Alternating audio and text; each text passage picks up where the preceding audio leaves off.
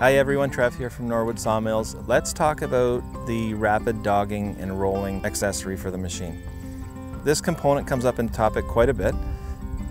It's meant for smaller logs, and if I say lodgepole pine, I think some of you will understand what I'm saying. A lodgepole, or what we call plantation pine, all grows to, roughly 12 inches, 13 inches, maybe even 14. That's about the biggest you want to work with on this device. And the reason being is it's meant so you can almost work the machine without a cant hook. Because it's on those rollers, you can make a cut, you can grab it with your hands, you can turn it, and then you can dog it, and then you can keep going. It speeds up the process, and it does do a very good job on those smaller pieces. You don't want to try and put the bigger logs on it. It becomes very difficult to dog it and hold it. It's not really designed for those larger, heavier pieces. That's where you're going to want to use your main dogs and your main rests, because they're big enough and strong enough to be able to hold those big logs. This is meant for the smaller components.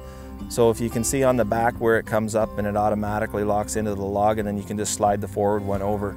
It's a lot faster to use on those, and if you do happen to have a full lot that's full of them, this will be an advantage for you.